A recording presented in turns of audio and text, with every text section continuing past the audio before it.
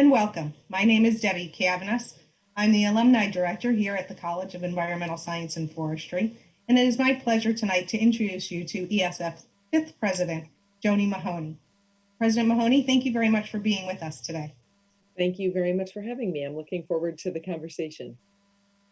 So under normal circumstances, we would be taking you out on the road and introducing you to our ESF alumni and our community members. But unfortunately, right now, we're not able to do that. So we're going to do the next best thing and introduce you to them virtually. So I did want to mention first, if there is a chat box that is up on the YouTube channel, we will not be monitoring the chat today. However, we will be taking questions at a later time. If you'd like to, if you after the program you have some questions, feel free to email us. You can email us at alumni@esf.edu, and we'll get back to you that way. Today, we are taking questions at the end of our session from questions that had been submitted earlier. So again, everybody, thank you for joining us tonight. We're going to start off by asking President Mahoney if you can kind of share a little bit of your background and your connection with the ESF community and the path that led you to ESF. Sure, thank you. I am a native of Syracuse, Central New York. I'm a graduate of Corcoran High School in Syracuse.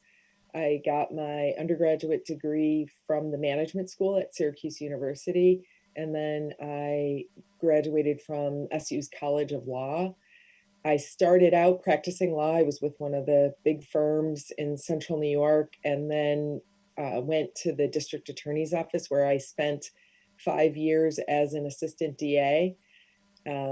I did a wonderful period of time as a stay-at-home mom. I was on the Syracuse City Council.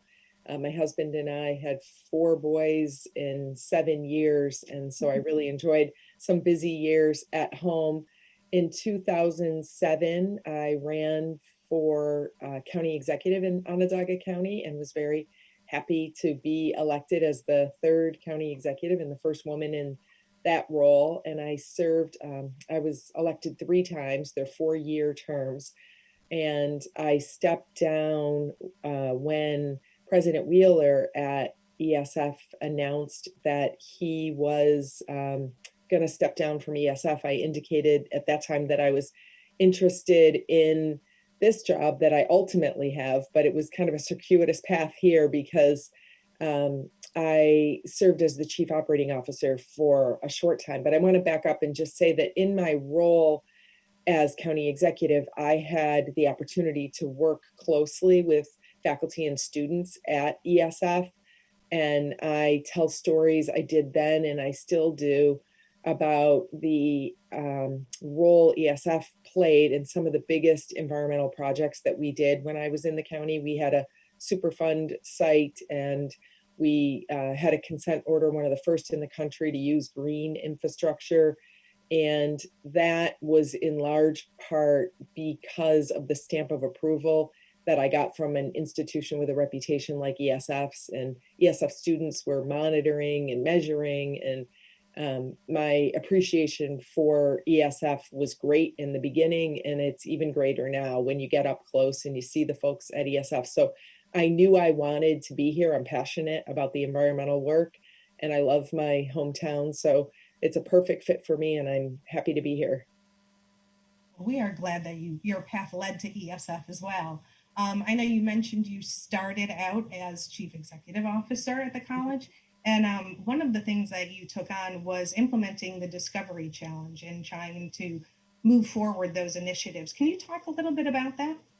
Sure. I hope that your alum are pretty familiar with the Discovery Challenge process that the college went through under SUNY Chancellor Christina Johnson. That process started, I think, in about June of 2018, and I came to campus in November of 2018.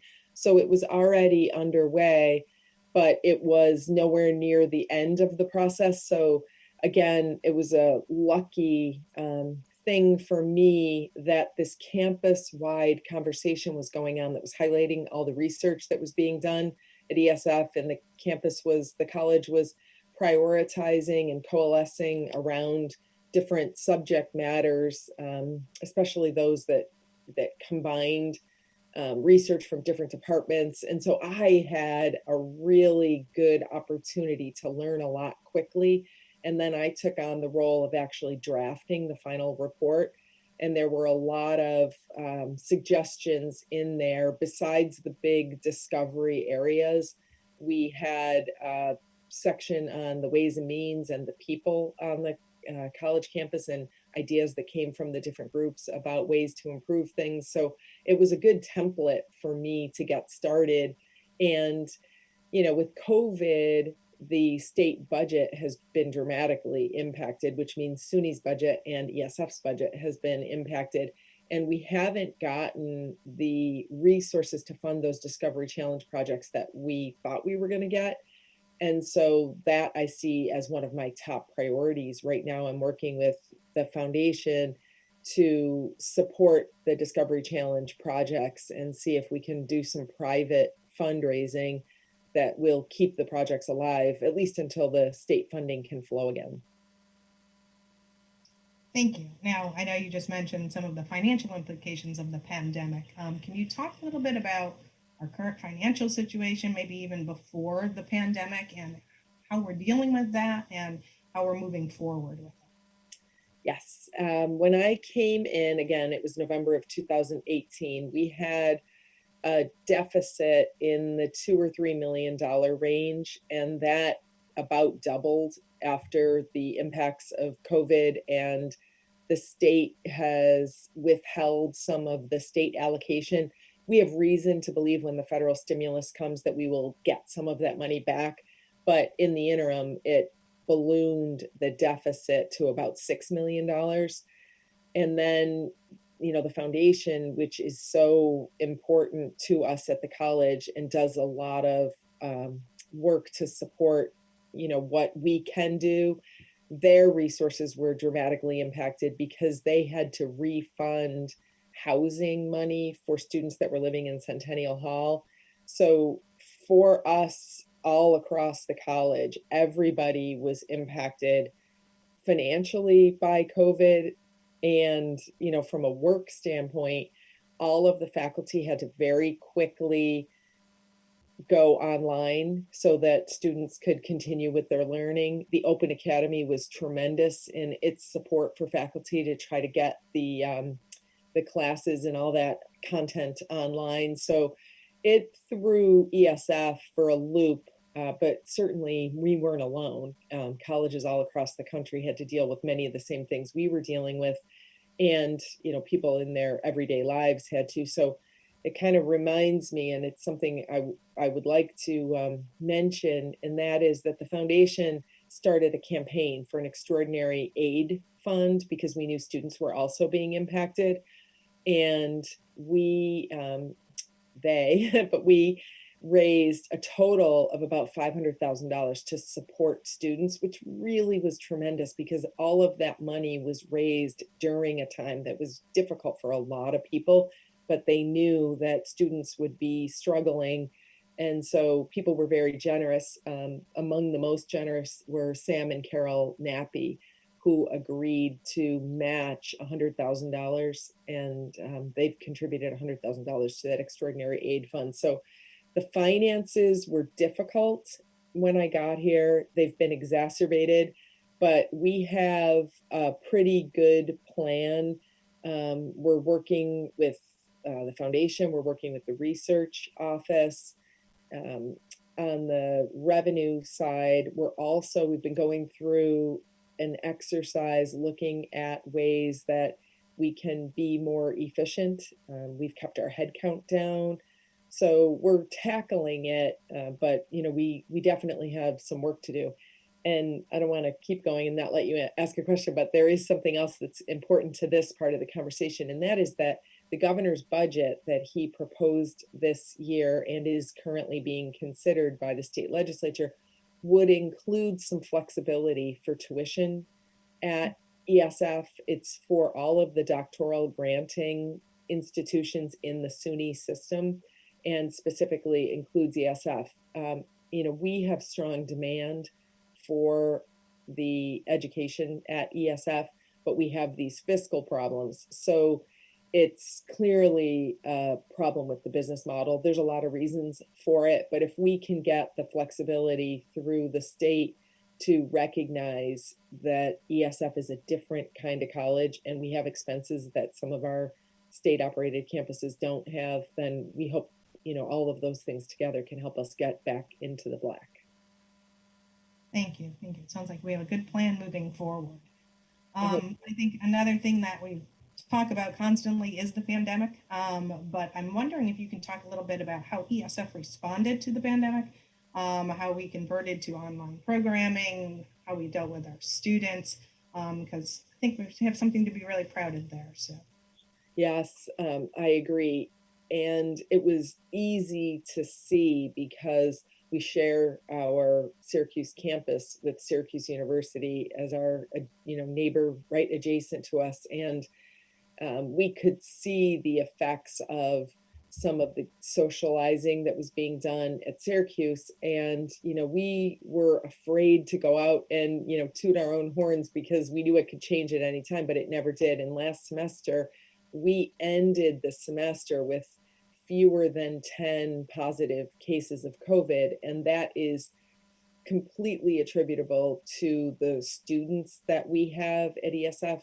I told the SUNY chancellor, I said, we attract students that are mature and that are believers in science and make decisions based on data. And they could see for themselves how this pandemic was being transmitted. And there were almost no issues with social distancing, with mask wearing, with all of the rules that came along with the pandemic. And as a result, ESF really did a good job being able to stay open for the entire semester. The other part of it is we have Dr. Brian Ledette on our campus. For those of you who don't know Brian, he's an epidemiologist, and he has taken on the job of conducting all the testing. Last semester, he oversaw it for ESF on our campus. This semester, he put together a partnership with Syracuse University, and our students, faculty, and staff are all being tested inside what was formerly known as the Carrier Dome. They're referring to it as the stadium these days. But the testing compliance helped us also. We had a partnership with OCC so that when we did have students that needed to quarantine, we had space available to us over there. So it took a lot of, bringing a lot of moving pieces together, but we did a pretty good job at ESF. But again, the finances are one of the pieces that are going to have to be cleaned up when this is all over. So hopefully something that will help with the cleanup of the finances is next year's incoming class. So how are we looking for the fall semester? I know it's tough during the pandemic, but I'd like to know how our student class is coming along. It's incredible. I met with Kitty McCarthy, who is the vice provost for enrollment, and Sue Sanford, who many of you probably know. Sue, who's been here longer than Kitty. I told them I really wouldn't have been surprised by any answer about how we were doing in this recruiting season because so many unknowns. So much of this is a case of first impression. But we actually have set a record for applications at ESF this spring for the incoming fall 2021 class. It's really remarkable that given all of the hurdles that the admissions office had in front of them, where they're really limited as to how they can interact with potential students, they still were able to just knock it out of the ballpark. So as I said earlier, we have very strong demand for ESF. We're one of maybe even the only one in the SUNY system whose applications are up from last year. The community colleges have seen a pretty steep decline, and even some of our state operated brothers and sisters are not seeing the numbers that they had in the past. So that is helping us with our argument to the state legislature and to SUNY system. Everything we have under our control is going well. And it's expensive to deliver an education at ESF because we're all STEM. The classes have to be small. We have, labs that are required and all of the equipment that goes along with that. We don't have majors that we can have, 300, 400 students in the freshman year taking all of their classes together, which can bring down the cost. So that is making it so that advocacy that I have to do to get that tuition flexibility, the admissions office is doing its part because it's really remarkable. And they're really good students. The GPA is high. One thing your members might be interested to know, because we all had to go through the dreaded SATs. This class is not, it's SAT optional. So we are basing it on GPAs. They're really strong GPAs. And, we are looking to put together, I think, a pretty strong class for the fall. That's exciting news to hear. I know I'm going to move into our questions that we've received from some of our alumni prior to this. We had asked them to submit questions for this portion. So I know that developing partnerships is one way to expand the reach of ESF, and perhaps along those lines of funding as well. So how do you envision optimizing that collaboration between the college and state, federal, foreign agencies, maybe NGOs, to try and build a collaborative network with them? Well, ESF has done a good job with especially our state partners like the Department of Environmental Conservation, state ag and markets. There are federal agencies that ESF has had partnerships with, but we really need to, as maybe people have heard me say, lose the hidden part of our hidden gem status, because we need to be the go-to institution for the state. There are a lot of environmental issues, a lot of which are associated with climate change.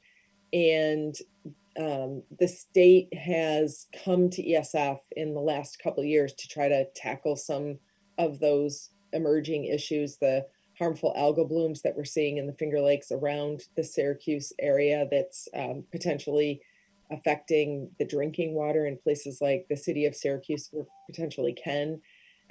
There are those kinds of issues that I'm trying to put ESF in front of the state so that they understand that our role is to be the go-to institution for the state in tackling some of those issues.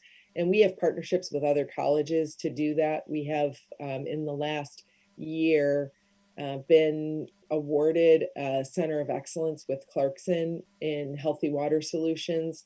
We have really strong partnerships with Upstate Medical University and Syracuse University. But I see my role as just making sure that the federal government, state government, even our local government, the county is reaching out to us because their county park system has been decimated by the emerald ash borer, and they know the pests that are on the horizon, and they're looking to our forestry expertise to try to help them mitigate the damage from some of these invasive species. So the partnerships are everything for us. I mean, that funds the really great research that we have on the campus. And we're in the process. I just interviewed one of our finalists for a new vice president for research. And the questions are, how can the research office do some of that kind of work that you're asking about? So I feel like we're in a good place. But just, we just have a lot of shoe leather that we need to wear out. Okay.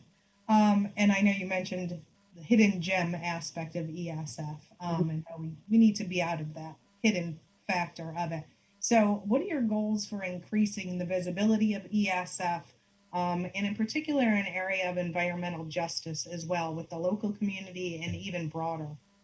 And I have said that so many times. I said, if I had a nickel for every person that referred to ESF as a hidden gem, we'd be wealthy. But it's not in our best interest to remain a hidden gem, because we, as I said, when there are environmental issues that need solving and there's funding behind it, I want ESF to be one of the first places that people come to.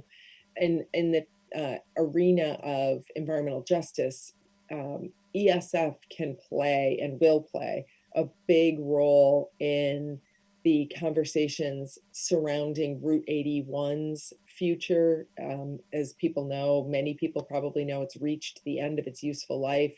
There's been a several years long conversation about what to do with 81. It looks like it's going to come down and there's going to be a community grid. And there's a lot of concern that the community not make some of the same mistakes that it made when 81 went up and devastated one of the really predominantly African-American neighborhoods in the city. So ESF has a big role, and I'll make sure that we have a seat at the table to have those conversations. Dr. Lemire Tehran teaches environmental justice. I asked him to sit on a task force that's statewide that is about reimagining the Erie Canal.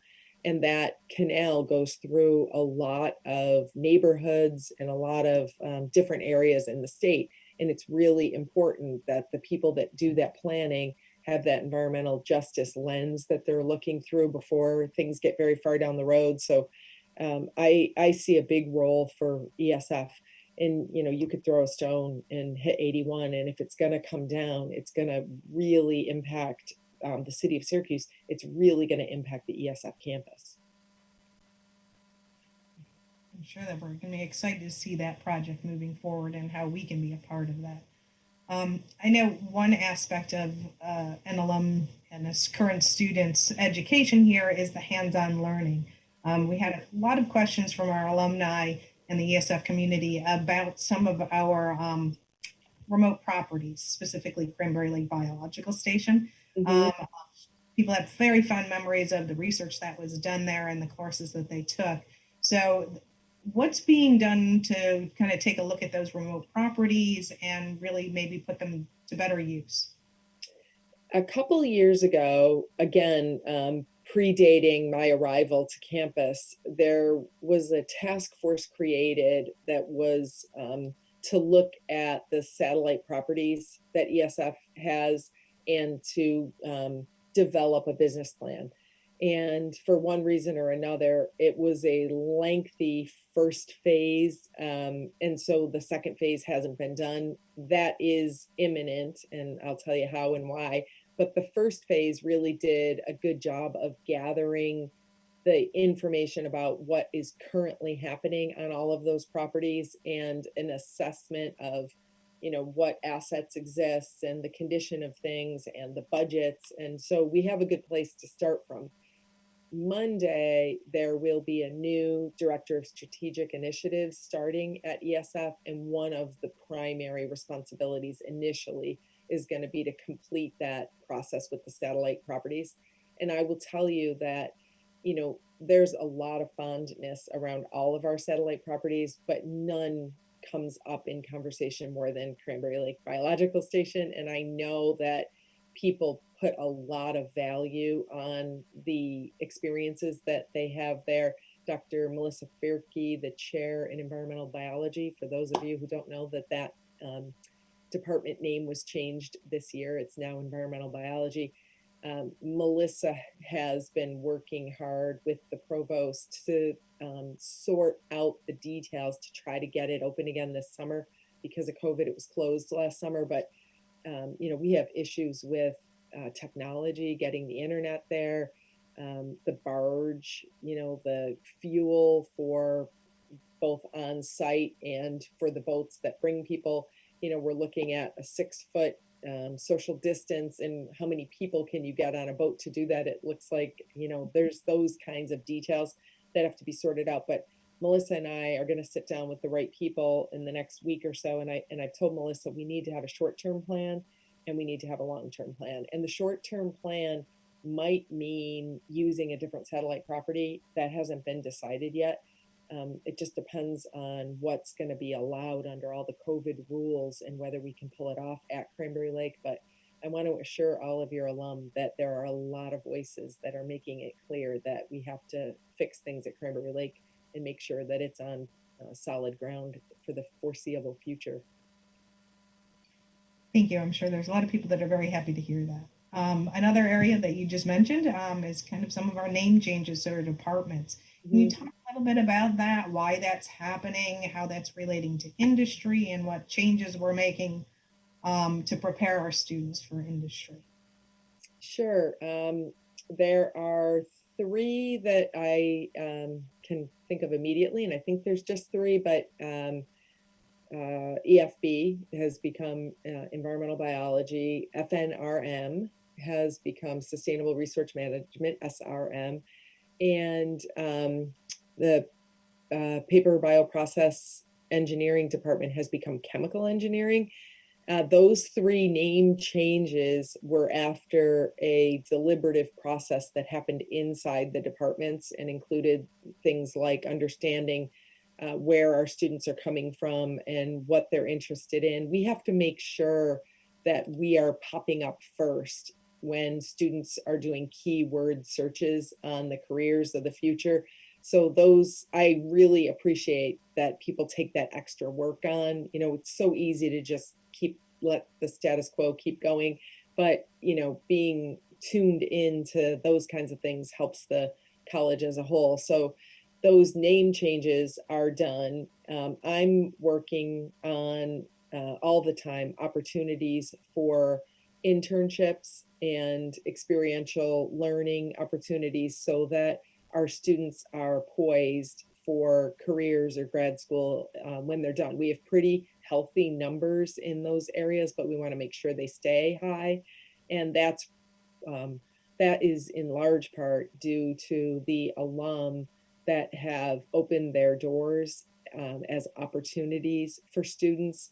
And I'm happy about that. And I would encourage as much of that as we can. They are fantastic students. They're eager to get to work, and I think could be a huge value add for companies. So, any alum that have opportunities for summer internships, let us know, because we want to place as many of our students as we can so that they have the experience that employers are looking for when they graduate. It's one of the most important things we can tell families, parents, especially when, they're looking for a college for their student, is that number of the percentage of our students that leave with a job in their field or in graduate school within 6 months of leaving ESF. And we're pretty good in that area thanks to our alum. Thank you. Um, and now to move to a more global field, we had one alum that was interested in what maybe ESF role could play in regards to environmental CO2 credits and the fact that sometimes people are skirting around the system to take advantage of credits that may be higher in Europe and earning maybe more money per credit than really what the thing is, what the idea of the credits are behind it is to reduce the carbon footprint, not really make money. So I'm wondering if there's any role that ESF could play in that and in within the forestry field. Yes, ESF should be part of the conversation in creating policy both at the state and federal level. We do have faculty that are on Governor Cuomo's Climate Leadership Council that he's created, and we are working hard to take advantage of the fact that the new um, federal administration, President Biden, has put science at the cabinet level and has a new climate czar. And we want to make sure that ESF is helping create the policies. So with respect to the specific question, I would say that's our role, is to make sure that the policymakers understand the impacts of those kinds of things. But on a more parochial level, I can tell you that ESF students are very tuned in to being real with the sustainability and environmental, policies that we put in place. So, for instance, there was some talk about whether ESF could declare itself carbon negative. And that would be by virtue of the fact that we have 25,000 acres of forest in the Adirondacks. And while maybe we technically could, there would be real pushback from our students because they don't want us to just let ourselves off the hook that easily. And there is definitely work we can do to reduce our carbon footprint. And we don't want to go out and broadcast to the world as if we're, all done and we did better than you could possibly do because we got lower than zero.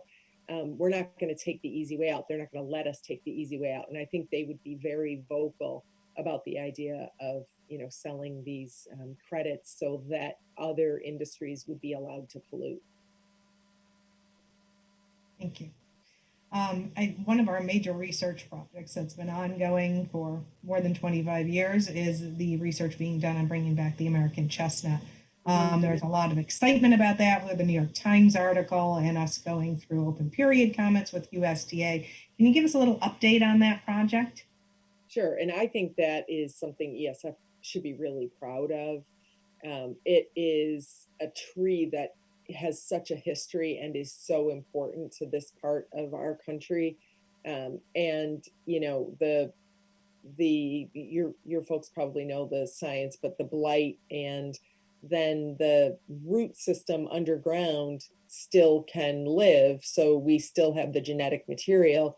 But when the trees get to be a certain size, it's affected again by this blight. So the addition of genetic material to protect against that blight, I think, is really important. And we're in that public comment phase. But I think when people hear that we're not altering the genetics as much as we're adding something to it, it allays people's concern about, kind of manipulating nature. This is a win, and this is something that I think ESF should be really proud of. I've seen the demonstrations down on our Lafayette property, and I see the accolades, and the chestnut tree, the American chestnut tree, is such an important tree. And for a college like ESF to have faculty that's figuring out how to bring it back is something that I think is pretty cool. It's very exciting. I'm going to wrap up with one last question for you.